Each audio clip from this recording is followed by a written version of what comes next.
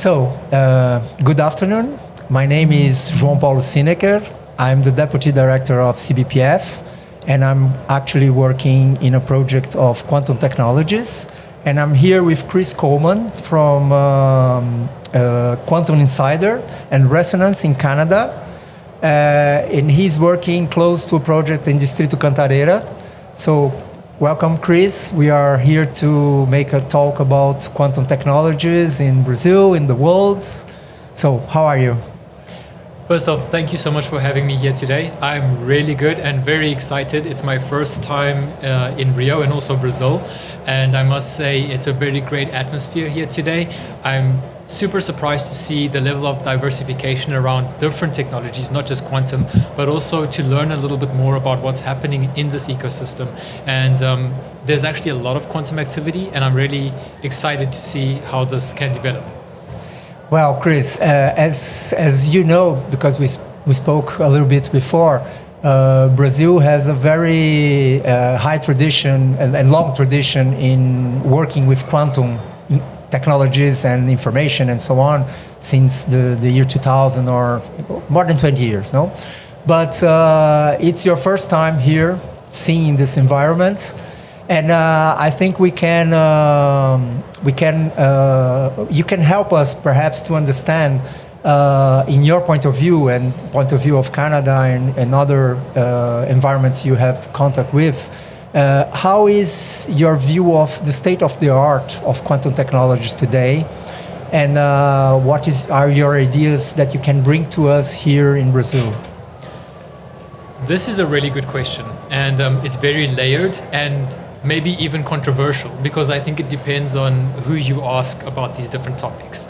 So let's take a step back and start thinking about state of the art. What do we mean by state of the art technology right now? So when we talk about quantum, there are at least three different main groupings of technology: quantum computing, quantum communications, and quantum sensing. So obviously all of these have their own diverse range of subcategories of technology. And a lot of these are at different TRL stages. You'll hear a lot in different communities about the race, right? This is really prevalent in quantum computing, where so many different modalities, so many different companies are all developing their systems and are racing each other to develop what we call a fault-tolerant quantum computer.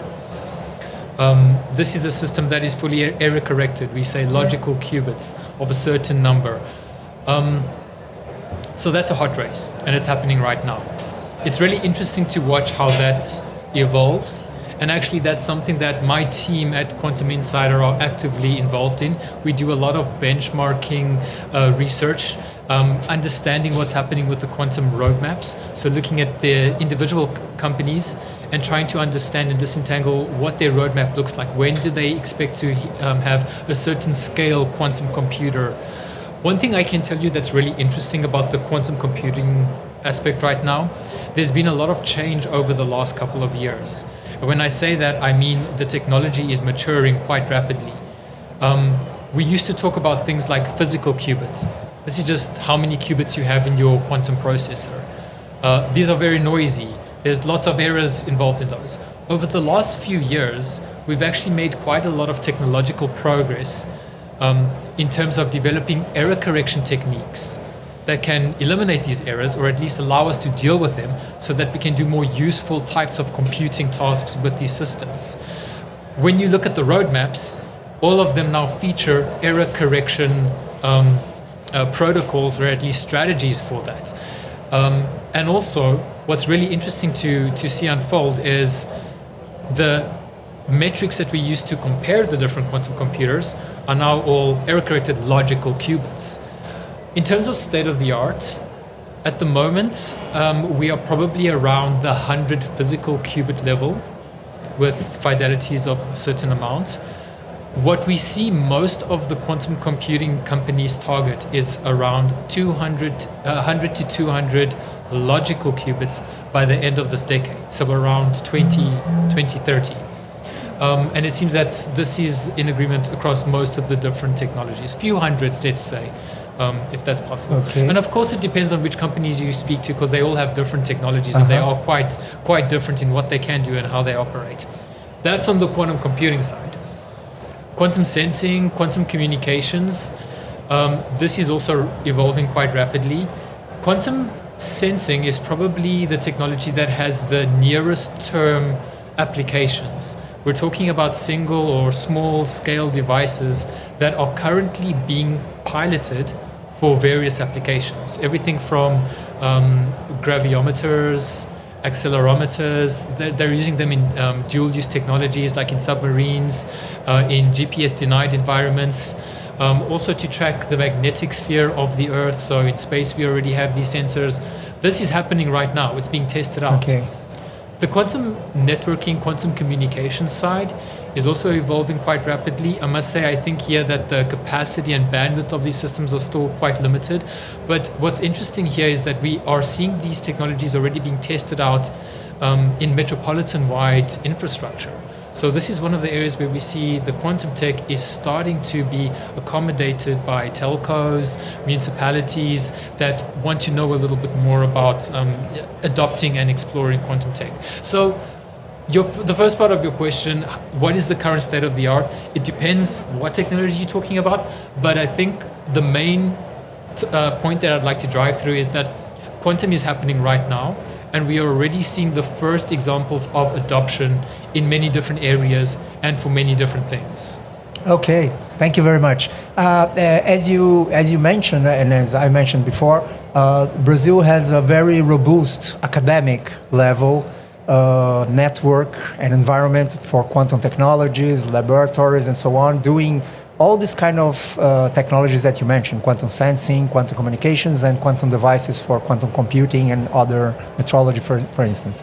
But we lack the existence of new companies or existing old companies applying resources and investing in this kind of technologies. So in this aspect, how do you see the initiative of this Distrito Cantareira that are joining research academic level facilities like CBPF and the Universidade Federal Fluminense and others, UFRJ, and companies like IBM and Resonance and Quantum Insider? How do you see this happening?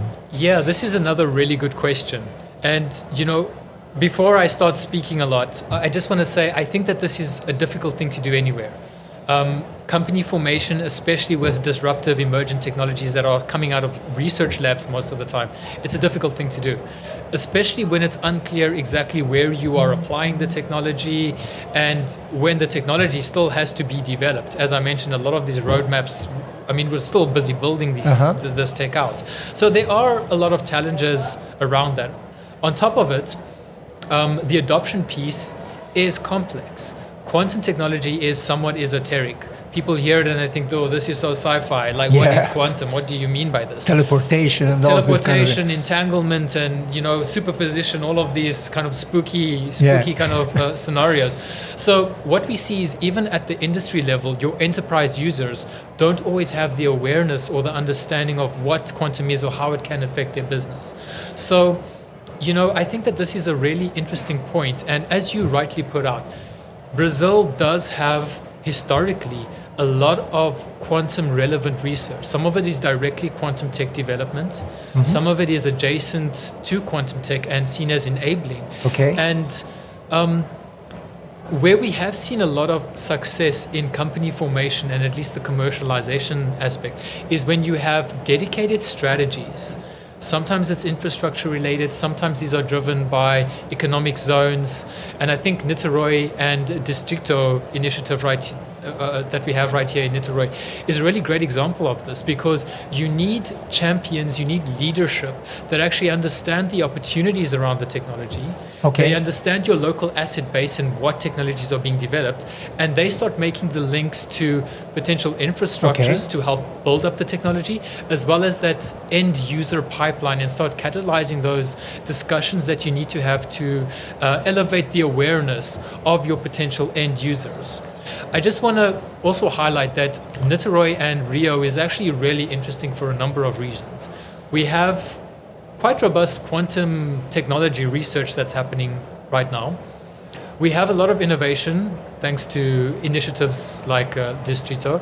You also have this layer of potential end user and adoption because of the local industries, the ports, logistics, navies here as well, when you think about dual use, energy, petrochemical energy. So there's actually a lot of really interesting points that I feel like are coming together at a region like this. So what is potentially lacking is maybe some of those awareness pieces and a dedicated strategy to kind of support these initiatives and help commercialization aspects of quantum. Okay.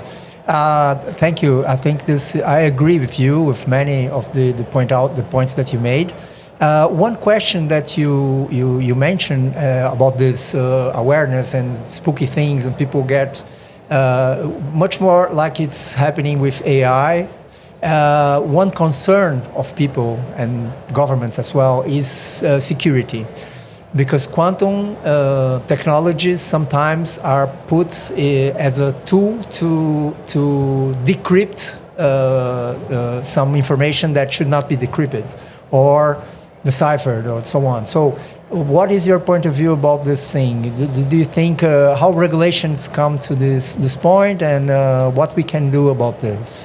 Again, another touchy question, and a very good one, and very timely. So there's a lot of aspects and layers to your question. So first off, what you're describing, the threat of quantum computing. So in other words, quantum computers are developing at such a pace that they are becoming interesting to tackle very specific problems. There's this concept of a cryptographically relevant quantum computer, a CRQC. Now, what this term means is that it's a quantum computer that is powerful enough to actually be used to break some of the encryption that we use in the world. These are things like RSA encryption and EEC, and that's really scary because our banking systems, our security agencies, all of our personal use telecommunications are all based on this encryption. So if you have a nefarious player that has access to such a quantum computer, they can actually start breaking codes. Now, we aren't completely at the mercy of this. Luckily, there has been a lot of work to develop mitigation or at least security protection protocols that can theoretically protect us from such a quantum threat. This is called post-quantum cryptography. This has been developed mostly by NIST in the United States, but at this point, I think that we have startups all around the world that are actually starting to develop these techniques. Now, what this is classical computing techniques, encryption mechanisms that are theoretically robust and cannot be attacked by a quantum computer. So we do have technologies to protect us from this. And very interestingly, over the last year to 2 years, we've actually seen a massive push from government agencies, security agencies around the world, putting out policies around the adoption of these PQC standards so that we can start becoming robust towards quantum security. Now, one more thing that I want to add to this, it's PQC is really interesting because in terms of enterprise use, there are actually a lot of big companies that have already started implementing PQC techniques. A good example of this is Apple. iMessages is already PQC secure. Chrome already has some way to implement certain kind of PQC techniques. So it's not that we are completely at the mercy, and a lot of software as a service companies have been implementing these kind of protocols for a while now.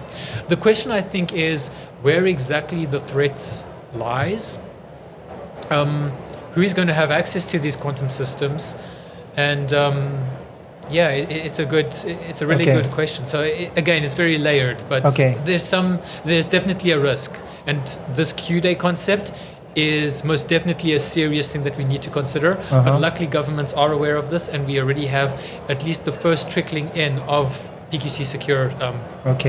I think as I was talking to you before the video cast, Also, that we perhaps should also look to the right or the good side of regulations, in which perhaps politicians, governments, and so on can have a look in the kind of benefits that regulated quantum technologies and regulated AI can bring to the society.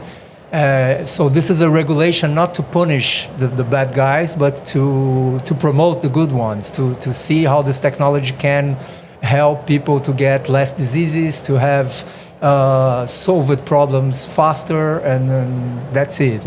I don't know if you agree with this point of view. Yeah, I love that. So you're right. On the policy piece, there's a lot of interesting things to unpack there. So you mentioned a lot of the time we hear about policy because of the fear of technologies, right? A good example is what I was speaking about earlier with the Q Day. Yeah. Policies to protect us from quantum systems, which we do need, which is great. On the plus side, which I think is really interesting, comes on the adoption piece. Now, historically, quantum technology, the first customer is the government. Yeah. They've been buying these technologies, playing with them for certain applications, and basically as a way to support the emergent ecosystem. One thing that we are seeing in this era right now, because of the maturation of the technology, is that enterprises are starting to become a little bit more interested in quantum tech. So where we have seen a policy playing a very positive role is to help enable this adoption. So putting in policies that maybe incentivize or support piloting of quantum tech for whatever industry. We see this across the world right now, and that's because I think now is the time. As I mentioned, quantum sensing, quantum communications are becoming interesting from a use case point of view. And those first level of initial adopters are there. And again, it's a great way for governments, whether it's municipal, state or federal, to help support the ecosystem, but also help innovations around the emergent tech. And coming again to our case in Brazil, as we don't have this big amount of companies and so on, but we have a robust research system, academic system, in which we have been working in quantum solutions, quantum technologies, sensing, and so on, in the theoretical and experimental sides. What will be your advice for us in terms? We cannot compete. We cannot be naive to think that we will one day create a company that will compete with IBM. At least not for the next 500 years, I would say. Perhaps, as we did in the time of navigation, we will reach again a high standard, but concerning the new technologies, I don't think we will be able to and we don't want to be able to compete with IBM, Google, and so on. But we can do things perhaps in other branches. And what will be your advice as a foreigner and looking to our ecosystem? What we can do? So I have different answers depending on who the audience is and who we're speaking to. So the first thing that I want to say is that you're right. Not every region needs to build a new quantum computer. Not everybody has the resources to do that. Not everybody wants to do that, right? But one thing that I want to say about this is, in terms of the technology, because there's still so much R&D to do and so much opportunities around the quantum tech stack, new kinds of measurement and control, or new kind of infrastructures, or new technologies that actually are plugged into your entire full stack system, there's a lot of work to be done. This means that there's a lot of opportunity for innovation. And I want to point out that it is very common for research to spin out of a university group and immediately be acquired by a big quantum computing company, because they also don't have all the answers, right? They're still doing research. So they rely heavily on your research community. So the opportunity there is immense. And this could be individual components like a new type of filter or a new parametric amplifier or something like that, all the way through to new software tools to help with the measurement and control or applications of a quantum algorithm for a certain domain. So the applications and the opportunities are absolutely immense. That should be really exciting.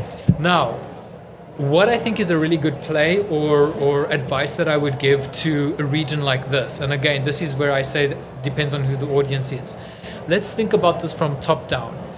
funding agencies, those that are involved with tech translation, commercialization, funding innovation. I think the main message here is you need to have a clear strategy that leverages your local assets and allows you to invest strategically in the right things. And this is quite tricky to do.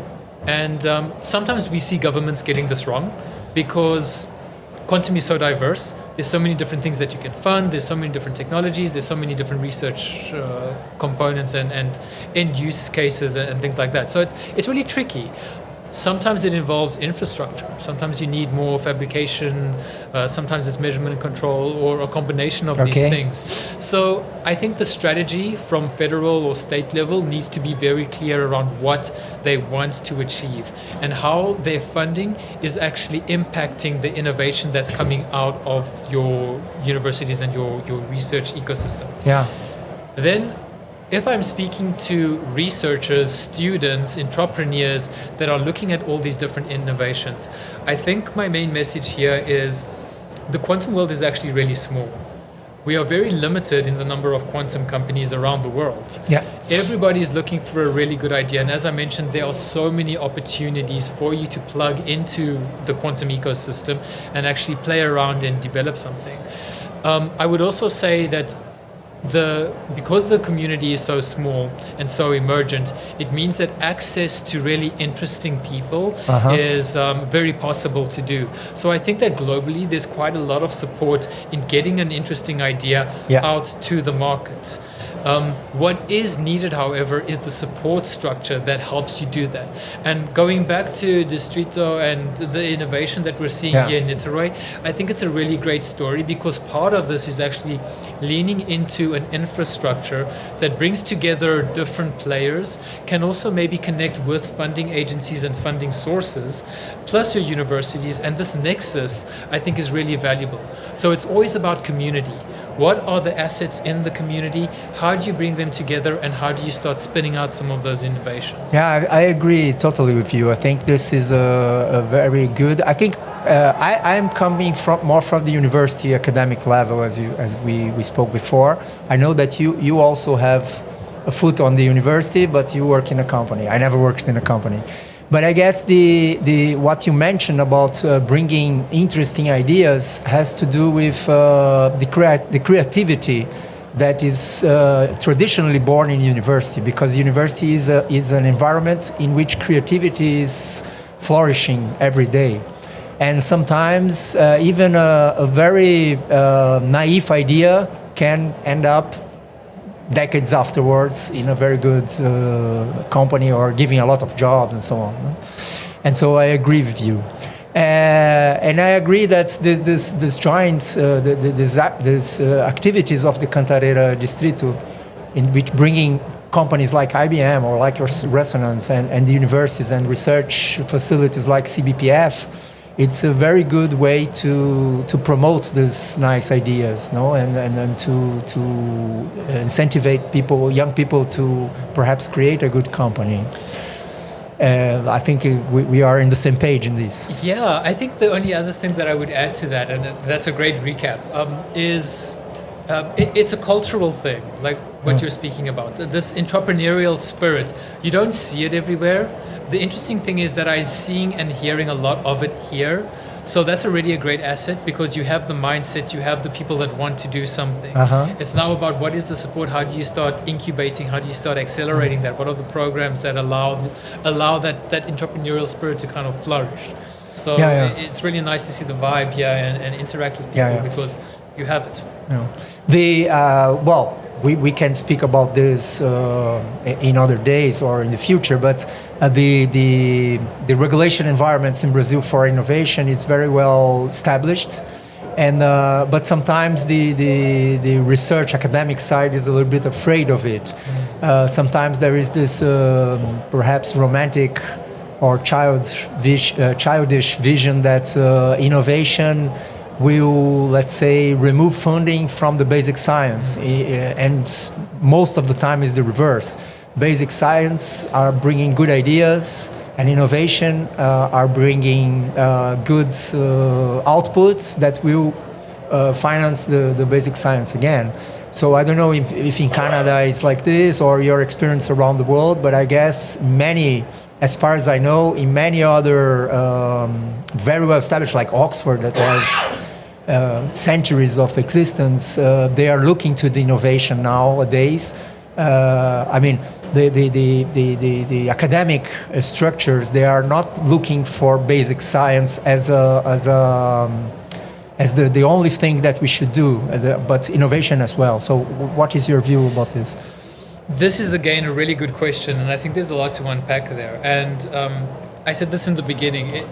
It's difficult company formation everywhere in the world. So it's not that some places are, like, some places are good, right? Don't get me wrong. But it's tricky. This concept of what role the university plays in quantum industry is actually really interesting. And again, it goes back to culture, it goes back to history, it goes back to what direction they want to go. I have seen in many ecosystems that the researchers are a lot more resistant to industry-facing research. They don't like applications, they want to stick to the fundamentals, which is great. And they flourish, and maybe this is their strong point, and that's what they're capable of doing. One thing that I do want to point out, however, that I think is really interesting about quantum is that although a lot of the technology has already moved into the hands of industry and is being developed by large companies, or at least the industry sector, they still have a lot of research that they need to do. And these are research questions that they are being, and engineering problems that they are being faced with now that they didn't think about 5-6 years ago. These are interesting questions even for more fundamentally inclined researchers. I also want to point out that one interesting thing that I've seen at universities that are maybe a little bit more reluctant is that quantum is now being implemented not necessarily in your physics department, but in your electrical or computer science engineering divisions. These researchers are a little bit more application forward. They understand systems integration and things like that. And I think that's a really good sign of the maturity of the technology as well. Yes, there's a place for fundamentals, and yes, we still need to study it, but a lot of the time we're actually seeing that the engineering faculties are now taking charge of quantum. Which is, we haven't seen that like 10, 20 years ago. It's a big thing now. I agree with you. I guess this is a very, and it comes out also to funding, because the government has to fund so many things. I mean, governments, not only our government, but all the governments. And there are some very difficult things to face, like disasters and so on, in which this is the way, a point where the government should enter. But then if we can fund the innovation system to be a little bit self-sustained, and only for big projects like synchrotron facilities or the CERN accelerator, in which perhaps the government could play a biggest role, then it's okay, because then it demands amounts of money beyond the capability of the academic facilities. But I agree with you. I think this is okay. I don't know if you want to point out many other things. I think we are getting to the end of our video cast. Well, just one more thing to just a segue on what you just spoke about. I think there's one last thing that we didn't speak about, and that's to your point on private sector involvement. Venture capital obviously is a very big element here. You need people, private sector, that come in and fund these kind of projects. And this is really interesting, because one trend that we've been tracking is venture capital firms across the world that are now seeing quantum technologies as a strategic thing for them to invest in, because it is the next future technology. Nobody wants to miss the boat. AI is already big. People know that quantum is the next big thing. So a lot of private sector investment going specifically into quantum tech. And to put this in numbers, this year as well as last year were actually record-breaking years for the amount of private sector funding, not governments, private sector going into quantum. I think we tracked something like almost $9 billion last year. This year, we're expecting it to break that record because I think we're already at 6 billion. We track all of these numbers, something like that. So it's been an exponential increase in private sector involvement, and that's because they know there's so many interesting ideas spinning out of the universities. So quantum is actually a really great area to attract investment. Okay. And this can also benefit your universities. It can also benefit your economic zones or your innovation zones. So there's a real play to be made here. And I think initiatives like Distrito and what's happening in Niterói are really important as nucleation points to get some of those discussions around investment for your tech and your research team. Yeah. I agree, and I think our talk was very nice. It gave us a lot of, let's say, bright ideas and ways to go. And I thank you very much for joining us here. And I think we can, this collaboration between not only your company, but other companies and people like you, and also your country, Canada, and so on, that we can benefit each other. You can benefit from us somehow, and I can. You can benefit from us, and we can benefit from yourself as well. Yeah, well, like I said, I'm very happy to be here and very excited and enthusiastic about what I'm seeing on the ground. I just want to end off by saying, part of what I do at Resonance as Director of Quantum Intelligence, I do interact with many different ecosystems around the world. Globally, North America is one of the big hubs, looking at the different states. Every single ecosystem is different. They've got their own research base, their own physical assets, their own startups and innovation spirit and adjacent industries that are looking to quantum. And there really is a special story here in Niterói, and I think that there's a lot of opportunity here. And again, very exciting to see what's unfolding. Okay, thank you again. I hope you enjoy the rest of the week here at SBPC. I think there are many things, new things to see, new ideas to bring to Canada as well. And I would like also to thank the Distrito Cantareira for giving us this nice opportunity to be talking during this time. It was a very nice talk. Thank you very much for the audience, and thank you all for providing this space.